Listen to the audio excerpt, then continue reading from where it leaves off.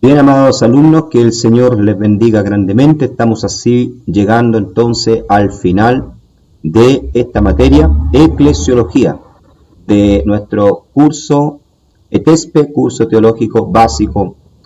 Y hoy estamos así ya entonces terminando esta materia. Le invito a abrir su material en la página número 9. Vamos a hablar acerca del culto en la iglesia, cómo era la organización en la iglesia primitiva. Bendito sea el nombre del Señor. Esto nos permite, ¿verdad?, tener una noción de cómo se desarrollaba el culto, la reunión en la iglesia primitiva. El culto en la iglesia. Con las epístolas de Pablo, llegamos a la conclusión de que existían dos clases de culto, de adoración. Uno era el de oración, alabanza y predicación, y el otro de adoración. Se asistían entonces, como dice acá, dos tipos de culto, de adoración. Uno consistía con oración, alabanza y predicación, muy similar a lo que tienen hoy la mayoría de las iglesias, y otro entonces era solamente de adoración, más se celebraba la cena del Señor, en ese culto especial. Este culto, ¿verdad?, de adoración, conocido como fiesta del amor, ágape, ¿ya? Y así era conocido este segundo tipo de culto. El primero era un culto público, para todo el mundo. El segundo, ¿verdad?, era un culto privado o particular solo para los que hacían miembros o eran miembros de la iglesia, al cual se admitía solamente a los creyentes, ¿ya? Aquellos que habían aceptado a Jesús como su Salvador y habían descendido entonces a las aguas bautismales. El culto público. La reunión o culto público era llevado a cabo por la gente según el Espíritu le inspiraba. Nos dice Roberto Hastings que agrega, se ofrecían oraciones y testimonios y se daba instrucciones. ¿Ya? O sea, esta era más o menos la organización del culto. Había oraciones, había testimonio de las cosas que el Señor había hecho en medio de los creyentes y se daba instrucción, lógicamente, a través de la Escritura. Se cantaban salmos e himnos cristianos que comenzaron a ser escritos en el siglo I. ¿Ya? Está de más también decir que el himnario en la época eran los tejilim o los salmos, al igual que en el Antiguo Testamento. Lógicamente, más adelante comenzaron a escribirse otros cánticos. Las escrituras del Antiguo Testamento fueron leídas y expuestas, y hubo lectura y repetición de memoria de incidentes con respecto a lo que dijo e hizo Jesús. ¿Ya? O sea, en los cultos, esto, ¿verdad?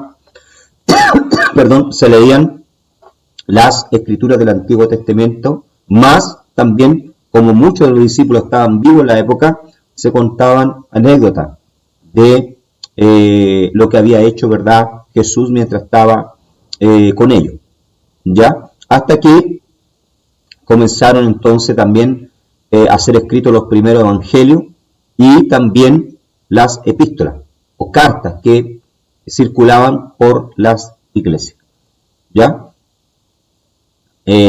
Cuando los apóstoles enviaban cartas a las iglesias, tales como las que tenemos, las epístolas del Nuevo Testamento, estas eran leídas. Este culto sencillo podía ser interrumpido y sustituido en cualquier momento por la manifestación del Espíritu en forma de profecía, lengua e interpretación, o por alguna percepción inspirada de las Escrituras. O sea, la iglesia primitiva, la iglesia del primer siglo, era una iglesia que daba libertad al Espíritu Santo. ¿Ya? Muchas veces podía haber manifestaciones, ¿verdad?, del Espíritu, profecía, interpretación de lengua, dones de revelación, de sanidad, etc. ¿Ya? Vamos a ver 1 Corintios, capítulo 14. Versículo, dice acá, versículo 24 y 25. Vamos allá. 1 Corintios capítulo 14, versos 24 y 25. Veamos lo que dice entonces el texto. Dice, vamos a subrayar acá, pero si todos profetizan y entra algún incrédulo, indocto, por todo es convencido, por todo es juzgado. Lo oculto de su corazón se hace manifiesto, y así postrándose sobre el rostro adorará a Dios, declarando que verdaderamente Dios está entre vosotros. ¿Ya? Aquí Pablo da énfasis en este capítulo al don de profecía y cuál debía ser el uso dentro de la iglesia de Corintios, ya que existía mucho desorden en cuanto a los dones espirituales. Entonces vemos que en la iglesia del primer siglo ya los dones espirituales era algo que se manifestaba o se utilizaba durante, ¿verdad?, los cultos.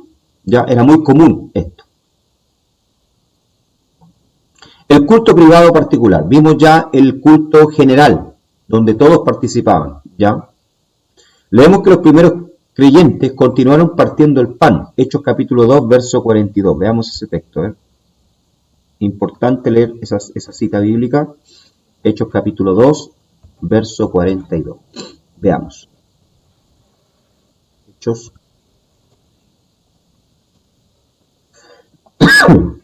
Pido perdón porque estoy un poco engripado, ¿ya?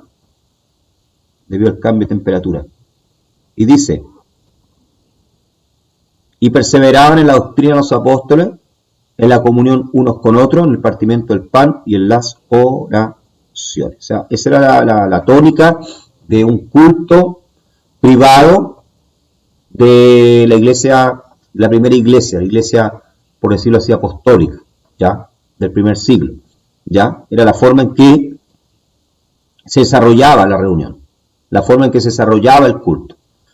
Describen estas palabras una comida ordinaria o la celebración de la cena del Señor, quizá ambas. Esto es lo tal vez ocurriera. Al principio la comunión de los primeros discípulos era tan íntima y vital que celebraban o realizaban las comidas en común, al congregarse alrededor de la mesa para pedir que Dios bendijera los alimentos. El recuerdo de la última Pascua de Cristo debe haber acudido a su memoria. Y la oración, pidiendo la bendición de los alimentos, se prolongaría espontáneamente para constituirse en un culto de adoración. De manera que en muchos casos era difícil determinar si los discípulos celebraban una comida común o participaban de la Santa Cena. Ya, muy bien. ¿Qué quiere decir esto? Existía en verdad, fuera del culto de oración, existía lo que se llamaba y conocemos hoy como la Santa Cena, ¿ya? Instituida por el Señor en la última Pascua, que participa con sus discípulos, ¿ya? Pero también existía una comida de coinonía, de camaradería, ¿ya? De compañerismo, ¿ya? Y esta fiesta se le conocía como la fiesta ágape, la fiesta del amor, donde los cristianos compartían, ¿verdad?, el alimento, ¿ya? Qué sé yo, algunos llevaban carne, otros que eran más pobres llevaban solamente ensalada. Entonces muchas veces se confunde esta comida con la Santa Cena, pero en la realidad se celebraban las dos. Por lo menos la iglesia del primer siglo lo hacía de esta manera, ¿ya?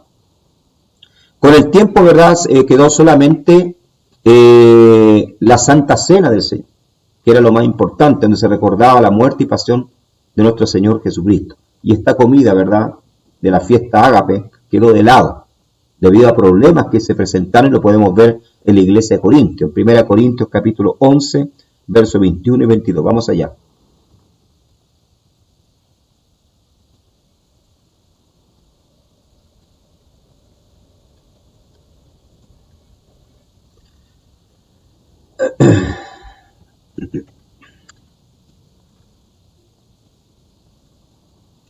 Vamos a 1 Corintios capítulo 11, versos 21 y 22. Dice así: porque al comer cada uno se adelanta a tomar su propia cena, y uno tiene hambre y otro se embriaga. Pues que no tenéis casa en que comáis y bebáis, o menospreciáis la iglesia de Dios, y avergonzáis a los que no tienen nada. ¿Qué os diré? ¿Os alabaré en esto? No os alabo. Entonces aquí Pablo le está llamando la atención a la iglesia de Corintios, porque, como le dije anteriormente, en esta fiesta ágape, la fiesta del amor, no solo se le celebraba la Santa Cena, sino también se compartía una cena, una comida, donde cada uno traía cosas para comer, ¿ya? Y entre esas cosas que se traía vino, hermano, ¿ya? Con esto no estoy diciendo que los cristianos del primer siglo eran unos curados, eran unos borrachos, ¿ya?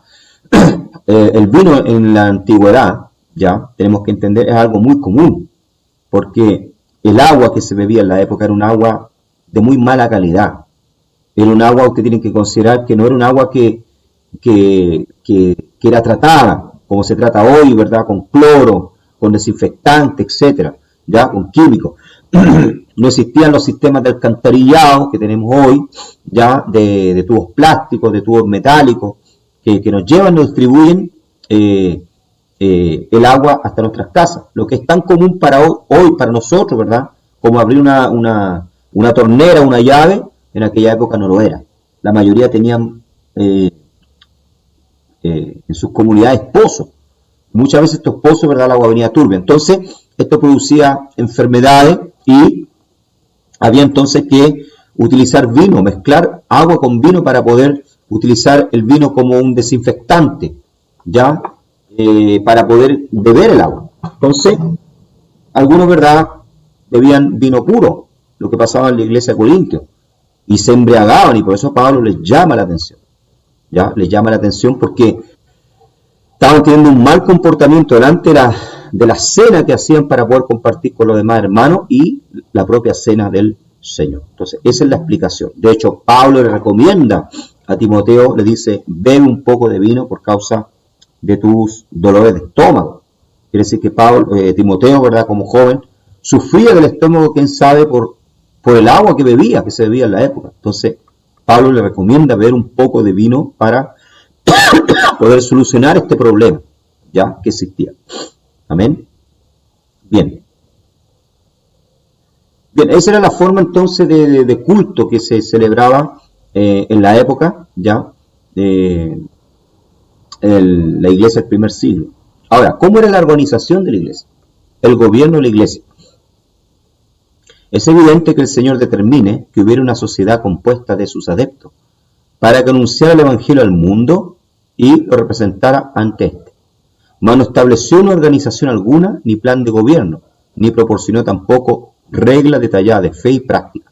No obstante, ordenó los dos simples ritos de bautismo y comunión. Pero no ignoró ni pasó por alto la organización, puesto que su promesa del Consolador venidero indicaba que los apóstoles se les debían comunicar todas las verdades con respecto de estos asuntos.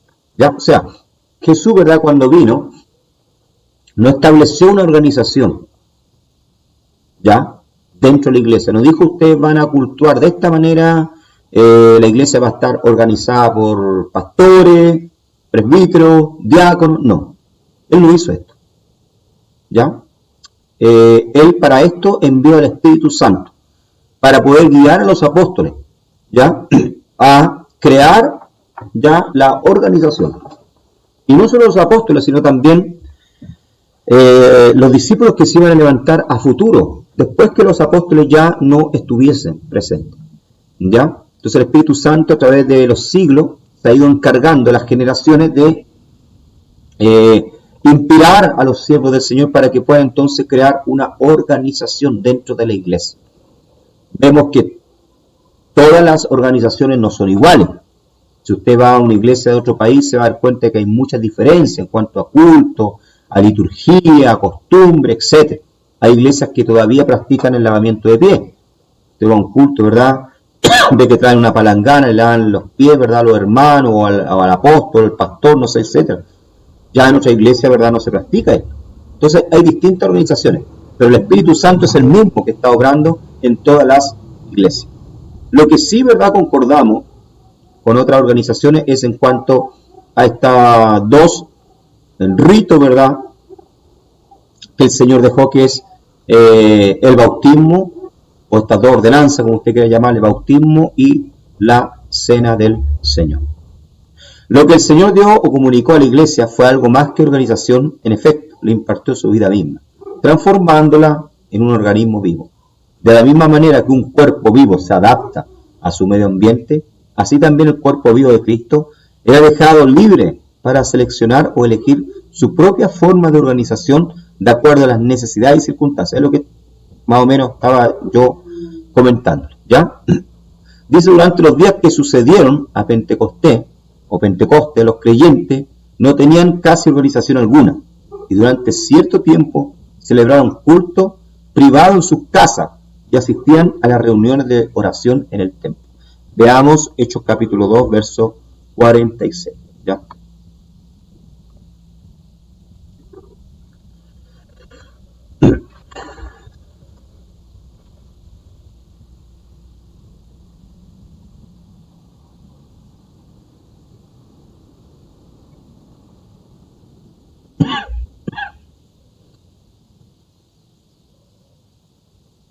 Dice,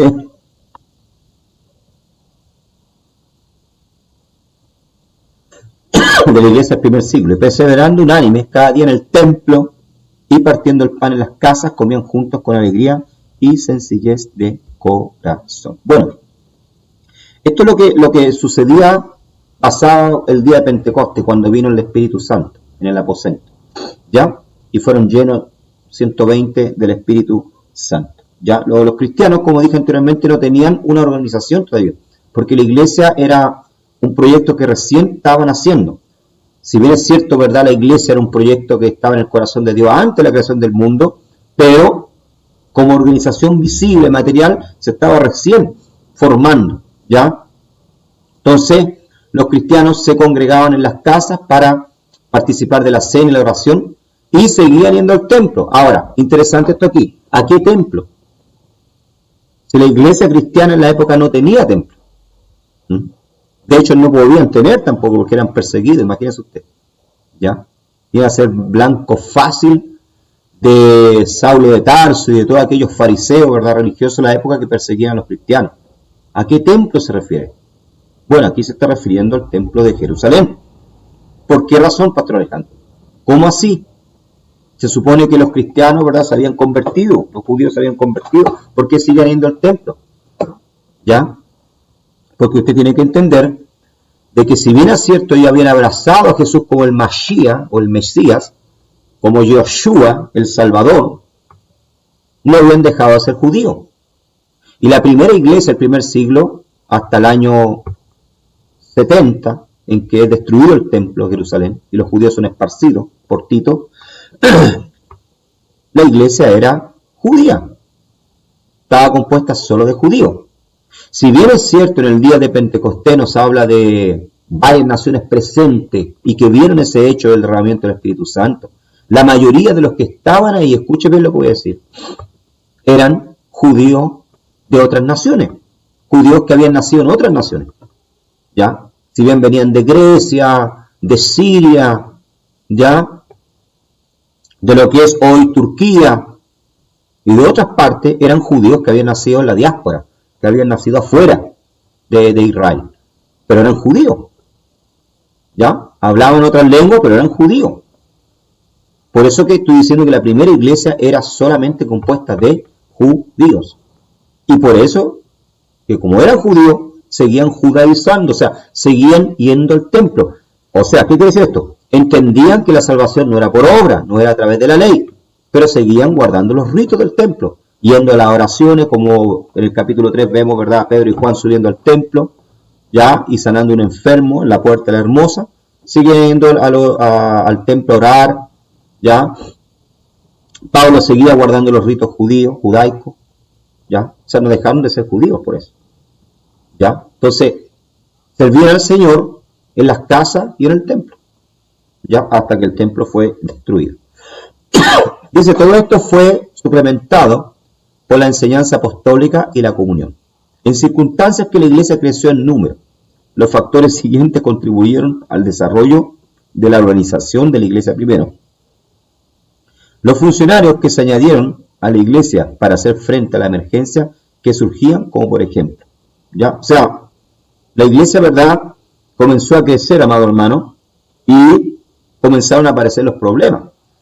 Y estos mismos problemas llevaron a los apóstoles, ¿verdad?, a crear una organización, ya, dentro de la iglesia, ya. Lo vemos en Hechos capítulo 6, verso 1 al 5, donde tenemos el primer problema, la primera dificultad. Dice la Biblia que hubo una murmuración entre los judíos griegos que venían de Grecia ya porque sus viudas eran desatendidas, a diferencia de los judíos de Israel, de Jerusalén. Ya hubo una murmuración. ¿Por qué? Porque posiblemente, como las viudas de Jerusalén eran prioridad porque estaban ahí en Jerusalén, las otras eran desatendidas y eran atendidas más tarde. Y esto provocó una murmuración.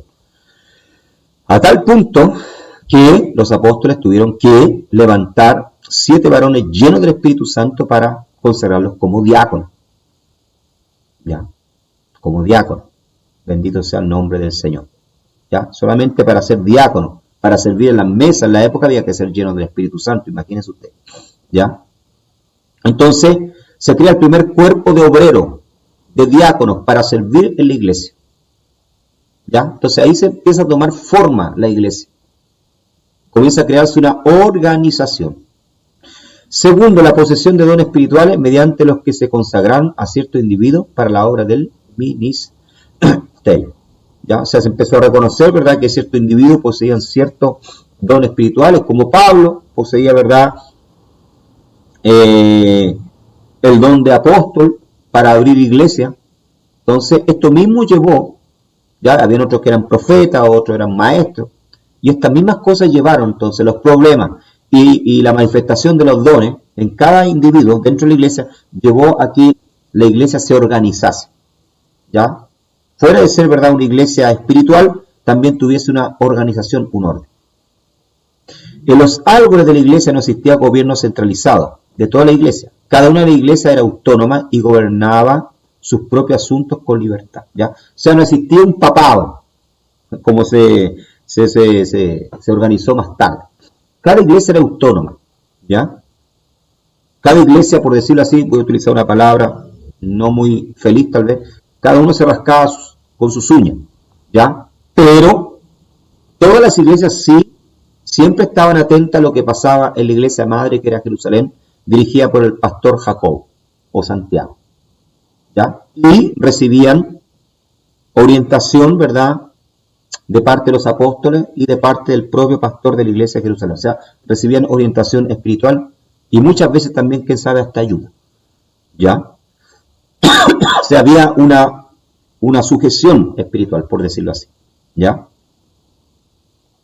El tema de las organizaciones, del papado, se dio más tarde, no existía al comienzo de la iglesia. Cada iglesia era independiente, ¿ya? Naturalmente que se les consideraba a los 12 con referencia en virtud de su relación con Cristo y ejercieron cierta autoridad, dice, lo que estoy diciendo yo, ¿verdad? Pablo mantuvo una supervigilancia general sobre las iglesias gentiles. Sin embargo, esta autoridad era puramente espiritual y no oficial como la que se concede a una organización. O sea, Pablo, ¿verdad?, a pesar de que cada iglesia era autónoma, cada iglesia que Pablo abría, ¿verdad?, Pablo se encargaba después de visitarlo, de cuidarlo, porque entendía, ¿verdad?, que la iglesia necesitaba un cuidado, una orientación, y por eso escribía cartas, ¿ya? Pero cada iglesia era independiente. Mientras que cada una de las iglesias locales era independiente en lo que a jurisdicción respecta, las iglesias neotestamentarias mantuvieron relación cooperativa entre sí. ¿Ya? Veamos Romanos capítulo 15, verso 26. Vamos a ver.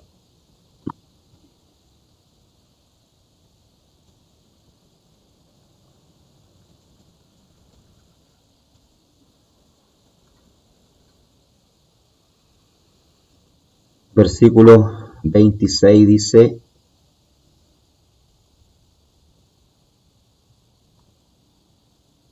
porque Macedonia y Acaya tuvieron a bien hacer una ofrenda para los pobres que hay entre los santos que están en Jerusalén. O sea, mire lo que dice Pablo acá. Dice que Macedonia y Acaya hicieron una ofrenda para ayudar a los pobres de Jerusalén. Ya, porque hubo un tiempo que la iglesia de Jerusalén pasó por una hambruna, ya, pasó por una escasez. Entonces las iglesias, ¿verdad?, que habían nacido, la iglesia hija de Jerusalén, enviaban ayuda. O sea, había una cooperación. No había una sujeción como hoy, ¿verdad?, de ministerial, pero había una sujeción espiritual hacia la iglesia de Jerusalén y siempre un compromiso de ayudarla. Amén. Bien. Vamos a la próxima lámina, entonces. El ministerio de la iglesia. Dos clases de ministerios se reconocen en el Nuevo Testamento. Primero, el ministerio general y profético. General, puesto que se ejerce en relación con las iglesias en general, más bien que con una iglesia en particular, y profético, puesto que fue creado en virtud de la posesión de los dones espirituales. ¿Ya? Y después tenemos el ministerio práctico y local, puesto que está confinado a una iglesia, y práctico porque trata la administración de la iglesia. ¿Ya? O sea, existe, ¿verdad?, un ministerio general y profético. ¿Ya? Los dones espirituales es algo general que se dan en toda la iglesia. ¿Ya? La forma de alabar, ¿verdad?, y cantar con instrumentos es algo que se da general en toda la iglesia. Pero también existe, ¿verdad?, un ministerio, ¿ya?, práctico, que se da, administrativo, que se da en todas las iglesias también. Porque la iglesia tiene su organización espiritual, pero también tiene su parte administrativa. Tenemos que entender. Esto tenemos que entenderlo claro, hermano. A veces nosotros tendemos, los pentecostales, por decirlo así, ya voy a usar este término, tendemos a espiritualizar todo. Y creemos que todo es espiritual en la iglesia. ¿Ya? Pero no todas las cosas son espirituales. ¿Ya? En el culto, ¿verdad?, las cosas son espirituales, hay manifestación de espíritu, nos gozamos, cantamos, hablamos lengua, pero también existe la parte administrativa. ¿Y cuál es la parte administrativa? La parte administrativa es que hay que pagar, ¿verdad?, arriendo, que hay que pagar luz, que hay que pagar agua, que hay que pagar internet, etc. ¿Ya? Y que se necesita de una tesorera para que lleve las cuentas, se necesita un portero para que cuide la puerta de la iglesia, etc. Entonces existen ministerios, ¿verdad?, que son, como leemos acá, ¿verdad?, prácticos, ¿ya?, y locales de la iglesia. Y está confinado a una iglesia y práctico porque trata la administración de la iglesia, que está hablando de la administración de la iglesia. Entonces tenemos que separar las aguas. Existe la parte espiritual de la iglesia, pero existe también la parte administrativa. El ministerio general y profético, dice. Apóstoles. ¿Ya? En la época, ¿verdad?, existía un ministerio general. Todas las iglesias tenían apóstoles. Existían, ¿verdad?, apóstoles. ¿Ya? O profetas, o pastores. ¿Quiénes eran los apóstoles? Eran hombres que habían recibido su comisión del mismo Cristo. ¿Ya? En la época existían los apóstoles. ¿Ya? ¿Y quién eran estos hombres? ¿Quién eran los apóstoles? Eran hombres que habían recibido su comisión del mismo Cristo. O sea, Jesús mismo en vida los había nombrado, por decirlo así. Le había dado este título. Mateo capítulo 10, verso 5. ¿Ya? Veamos.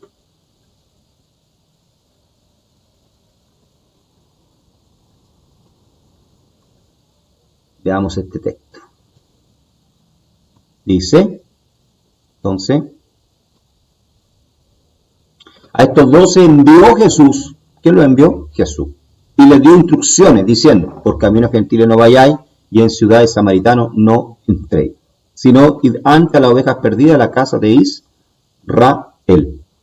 ¿Ya? Entonces aquí vemos que ¿quién comisiona a los apóstoles? El propio Jesús.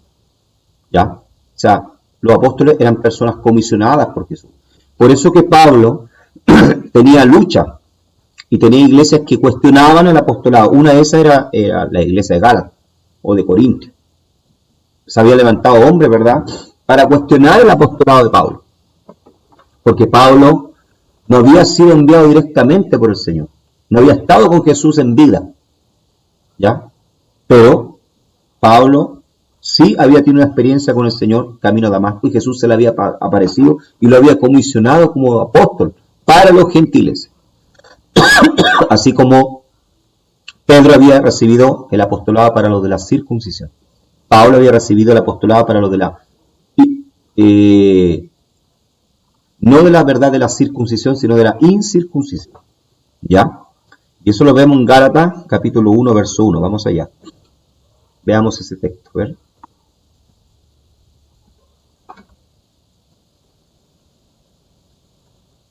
Gálatas. Dice así, Pablo apóstol, no de hombres, sino por Jesucristo y por Dios el Padre, que lo resucitó de los muertos. Mire cómo se presenta, ¿verdad? Pablo. Pablo, apóstol.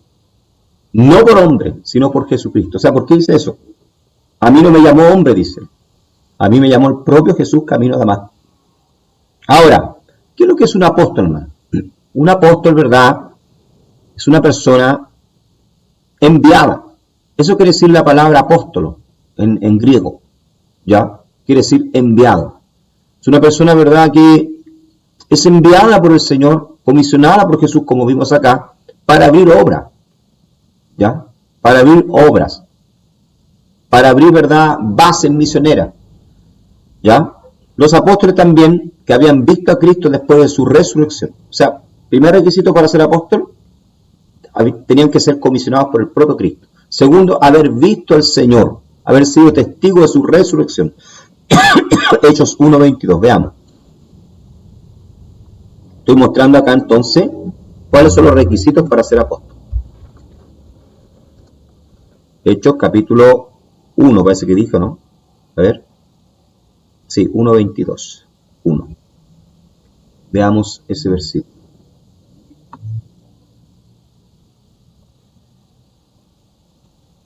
Faltó la S. Ahora sí. Vamos a ver ese texto.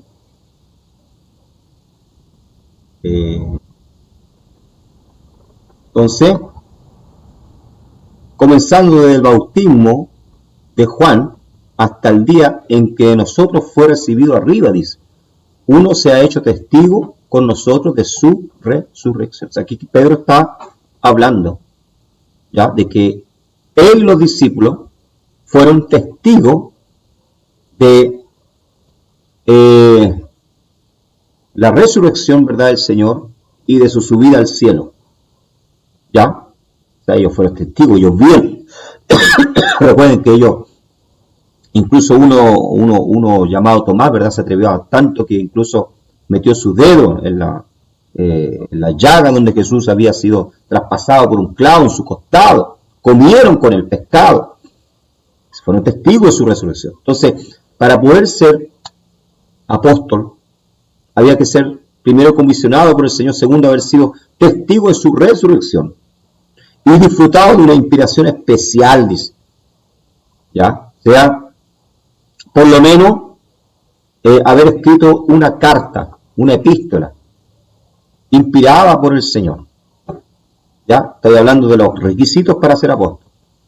Ejercido la administración de las iglesias, como lo hizo Pablo, que abrió muchas iglesias y administró muchas de ellas, a través, ¿verdad?, de cartas, pastoreándolas, visitándolas, que eran dueños de credenciales sobrenaturales, utilizados con dones espirituales, poderosamente, y cuya labor principal fue el establecimiento de iglesias en campos nuevos. ¿Ya? O sea, no iban a sacar gente de otra iglesia, ellos iban a abrir a campos vírgenes iglesias, a ganar almas. Entonces, amado hermano, si usted me pregunta a mí, si hoy en día existen apóstoles, apostolados, o apóstoles, porque hoy en día vemos, ¿verdad?, que las redes sociales están llenas de apóstoles, y cualquiera, ¿verdad?, ya se coloca la mano y se autoproclama apóstol. Si usted me pregunta a mí, yo creo que el único apóstol que yo he conocido, que he leído la biografía de él hasta ahora, se llama John Wesley. Hablando de nuestro siglo XIX, creo que vivió, no tengo certeza todavía. John Wesley, el padre del movimiento metodista pentecostal. ¿Ya? Hombre que recorrió toda Inglaterra, muchos otros lugares, a caballo, porque en la época no existían, ¿verdad?, trenes, aviones, se recorría a caballo, kilómetros y kilómetros, ¿ya? Predicando la palabra, siendo usado por Dios con manifestaciones del Espíritu. Por eso se le llama, ¿verdad?, se le llamaba a los metodistas, ¿ya?, pentecostales, porque tenían un método de administración, de predicar la palabra y de administrar los dones. John Wesley fue un apóstol enviado. Y creo que hay muchos también, conocí muchos en el campo misionero cuando yo fui misionero en Paraguay, en Brasil. Conocí muchos hombres que dejaron trabajo, familia, por irse al campo misionero a abrir obra. Para mí, si me pregunta, esos son apóstoles. Pero no estos que dicen, ¿verdad?, llamarse apóstoles, autoproclamarse apóstoles, porque entienden de que un apóstol está por encima, un pastor está por encima de los demás y que todos tienen que hacerle reverencia, ¿verdad?, a ellos, y tienen que estar sujetos a ellos. Hermano, eso ahí no tiene nada que ver bíblicamente con lo que es un apóstol. ¿Ya? Están totalmente equivocados, fuera de foco. Si alguien hoy en día me dice a mí yo soy un apóstol, entonces me muestra estas creencias. ¿Ya? Dentro de la iglesia, ¿verdad?, existía entonces este ministerio general. Como dije anteriormente, en la época había muchos apóstoles. 12 eran los que anduvieron con Jesús, todo bien, pero existía el ministerio apostólico, enviados, ¿ya?, para otro lugar a abrir obras. Porque eso quiere decir la palabra apóstol. Si alguien me pregunta a mí, ¿qué quiere decir la palabra apóstol? Quiere decir eso, enviado. Un misionero. ¿Ya? Existían también los profetas, eran aquellos que estaban dotados de la expresión inspirada. Desde la época más antigua hasta la más postrimería del siglo II, una corriente no interrumpida de profeta y profetisa apareció en la iglesia cristiana. Mientras que apóstol y evangelista llevaba el mensaje a los incrédulos, el ministerio de profetas se dirigía particularmente a los creyentes. Existían profetas. Y hoy existen también. David Wilkerson fue un gran profeta, adelantado a su época. El escritor, ¿verdad?, del libro La Cruz y el Puñal. Él escribió el libro La Visión, del cual estoy hablando por ahí por el año 70 y algo, escribió cosas que están sucediendo hoy y que iban a suceder en su país. Él la vaticinó antes. Pues, para mí él es un profeta. ¿Ya? Y en la época de la iglesia del primer siglo existían los profetas. Estaba el profeta Ágabo, el cual había profetizado a Pablo que iba a ser, ¿verdad?, amarrado y encarcelado y llevado a Roma, en Jerusalén, perdón. Ya tenía 7 hijas que eran vírgenes que profetizaban, sabían profetas, como lo hay hoy. Los maestros eran aquellos que tenían talento especial para enseñar la palabra. Perdón, al igual que los profetas, muchos de ellos viajaban de iglesia en iglesia, habían maestros. Dice la palabra del Señor allá en el libro de Hechos, que cuando Pablo es llamado con Bernabé a la obra misionera, dice que había maestros en la iglesia de Antioquía. ¿Ya? Maestros, personas que tienen la capacidad de enseñar, de exponer bíblicamente, hermenéuticamente, exegéticamente un texto y exponerlo y enseñarlo. Tenemos el ministerio práctico y local. ¿Ya? El ministerio local, elegido por la iglesia en base a ciertos requisitos, estaba integrado por las siguientes personas: presbítero o anciano, a quienes se le daba el título de obispo, que significaba supervisor o superintendente. Aquí hay otro rol más, por lo menos aquí en este país, en Chile. Se piensa, ¿verdad?, que el obispo es una persona que está por encima de los pastores, que está por encima, ¿verdad?, de todo lo demás. Es un querubín ungido. No, mi hermano. Un obispo, un presbítero en la época era un supervisor, era un pastor. Pronto, punto. Tenemos que sacarnos eso de la cabeza de que el obispo, ¿verdad?, era un poco menos que un papa. ¿Ya? Que gobernaba sobre distintas diócesis. No, mi amado. Un apóstol, perdón, un obispo, un presbítero es un supervisor, un pastor, un anciano. Véalo en el significado de la palabra griego. Y eso significa un supervisor, alguien que vigila, que cuida. ¿Ya? Pablo, donde iba, establecía obispo y presbítero o anciano. ¿Ya? Estaba a cargo, dice, de esto, la vigilancia general de la iglesia local, especialmente en relación al cuidado pastoral y a la disciplina. Sus deberes eran principalmente de naturaleza espiritual, se los denomina a veces pastores. Pronto, eso era. Efesios capítulo 4, verso 11, Hechos capítulo 20, verso 28. Es lo que Pablo establecía cuando formaba iglesia. Colocaba al frente, ¿verdad?, obispos, pastores, presbíteros, ancianos, como usted quiera llamarle, eran supervisores. ¿Ya? Dice, colaboraba con los presbíteros o estaba asociado a ellos cierto número de funcionarios, asistentes denominados diáconos, lo que hablé delante. La iglesia tenía diáconos, personas. Un diácono era una persona que estaba para servir. ¿Ya? Eso es un diácono. No tiene nada que ver con lo que se piensa hoy en día, que un diácono es un predicador que anda de iglesia en iglesia. Sí, puede estar predicar, pero la realidad, el ministerio de diácono es para servir. ¿ya? Para cuidar de la iglesia, ¿ya? Bien. Y también existían las diaconisas, cuyo ministerio al parecer consistía de la visitación casa por casa y del ministerio práctico entre los pobres y necesitados. Romanos capítulo 16, verso 1. Veamos ese texto. ¿Ya?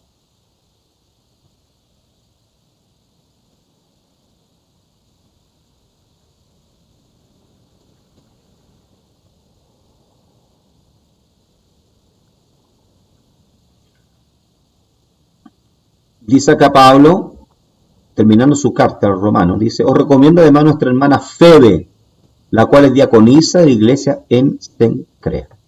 Muy bien, ahí está. O sea, había mujeres que Dios las usaba como diaconisa, ¿verdad?, para servir a la iglesia. No voy a entrar en esa polémica, ¿verdad?, de si las mujeres pueden ser pastoras o no, hermano. Yo lo único que puedo decir, en mi experiencia de 29 años de ministerio, es que cuando el hombre no se coloca los pantalones, ¿ya? Cuando el hombre no se coloca en el lugar que Dios lo determinó, Dios tiene que levantar una mujer. Y no tengo ningún problema, ¿verdad?, si una mujer es consagrada al pastorado. Eso a mí no me quita el sueño, no tengo ningún problema. He compartido con muchas siervas de Dios que fueron consagradas al ministerio, que son pastores y que hacen el trabajo mejor que un hombre, con mucho más responsabilidad. Por lo tanto, para mí, si una mujer, ¿verdad?, es consagrada como evangelista, como pastora, como diaconisa, bienvenida sea, con tal que haga la obra de Dios y gane almas para el Señor. Punto. ¿Ya? Bien. Los diáconos también ayudaban también a los ancianos en la celebración de la Santa Cena. ¿Ya? Hoy en día es muy común dentro incluso de la Asamblea de Dios utilizar a los diáconos para preparar la cena del Señor y ministrar la cena. ¿Ya? Muy bien. Punto número 8, la relación de la iglesia con Jesucristo. Aquí no voy a ahondar mucho porque ya este punto yo lo toqué en algunas enseñanzas anteriores. Dice, durante su ministerio terrenal, nuestro Señor anunció que Él haría algo nuevo al edificar su iglesia. Dice, edificaré. Está claramente en el tiempo futuro, lo que indica que esto era algo que Jesucristo todavía no había hecho hasta ese tiempo. Mateo capítulo 16, verso 18, ya conoce la historia, cuando Jesús pregunta quién dice la gente que yo soy. Pedro salta, ¿verdad? Dice, tú eres el Cristo, el ungido de Dios. ¿Ya? Jesús le dice, bienaventurado eres tú, Simón Pedro, porque esto no te lo reveló carne ni sangre, sino mi Padre que está en los cielos. Y te digo que sobre esto edificaré mi iglesia. Ahí, ¿verdad?, está hablando, bendito sea el Señor, sobre la iglesia. La iglesia que hasta el momento, hasta ese momento, cuando Jesús hace esta aclaración, era un proyecto. No era algo visible todavía. Por eso Jesús habla en futuro, edificaré mi iglesia. La iglesia, ¿verdad?, parte a partir del día de Pentecostés. Y la iglesia, déjeme decirle algo, porque ese verbo está en futuro, sigue siendo edificada hasta el día de hoy. Cada día. Porque la iglesia es un edificio, como dice Pablo, que está siendo edificado, cuyo fundamento es Jesucristo. Punto número 9, Jesucristo es la roca, no Pedro. Cuando Jesús dice, ¿verdad?, sobre esta roca edificaré mi iglesia, se está refiriendo, lógicamente, y ya enseñé anteriormente, estoy solamente rebobinando lo que ya hablé, Jesús se refiere a la declaración de Pedro, de que Jesús era el Cristo, el Hijo de Dios, y no sobre Pedro. Jesús no podía edificar su iglesia sobre Pedro, ya, ni tampoco Pedro es el primer papa, como enseña la iglesia de Roma, ya, sino sobre la declaración de que Jesucristo es el fundamento de la iglesia. Es por eso que la iglesia hasta ahora, a pesar de todas las persecuciones, a pesar, ¿verdad?, de que han tratado de hacerla desaparecer del mundo, del mapa, ha sobrevivido. Las puertas del Hades, del infierno, no han prevalecido. ¿Por qué? Porque su fundamento es Jesucristo. Punto número 10, para terminar, la disciplina en la iglesia. Ya, dentro de todas las organizaciones que vimos, ¿verdad?, de lo que era la iglesia, existía también dentro de la iglesia lo que se llamaba la disciplina. La disciplina en la iglesia es el proceso de corregir el comportamiento pecaminoso entre los miembros de una iglesia local con el propósito de proteger a la iglesia, restaurar al pecador para que camine correctamente con Dios y renovar el compañerismo entre los miembros de la iglesia. O sea, la disciplina, mi amado hermano, no tiene como propósito destruir al miembro, al creyente de la iglesia, sino de corregirlo, encaminarlo, encauzarlo, ¿ya?, Y es por eso que a veces la iglesia y el pastor toman la decisión de llevar a una persona, ¿verdad?, a la disciplina. Qué sé yo, darle 3 meses, un año, ¿verdad?, sin cargo, sin santa cena, dejarlo como si sentadito en la banca y adorando solamente al Señor, sirviendo a Dios. Esto sí, si es que soporta la disciplina y se queda humildemente entre la iglesia, se humilla delante de Dios, ¿verdad? Amén. Va a ser restaurado. Ahora, si la persona, ¿verdad?, se revela y sale de la iglesia revelado y se aleja del Señor, entonces pierde automáticamente la protección del Señor porque sale ya del seno de la iglesia. En algunos casos la disciplina de la iglesia puede proceder hasta la excomunión, que es la separación formal de un individuo de la membresía de la iglesia y la separación informal de ese individuo. O sea, lo que estoy hablando, si la persona se revela, si la persona no da oído al pastor, a los hermanos que están corrigiéndolo, entonces la persona pasa a ser excomulgada, sacada del rol de miembro de la comunión de la iglesia. Veamos Mateo capítulo 18 para ver que esto tiene un apoyo bíblico. ¿Ya? Veamos.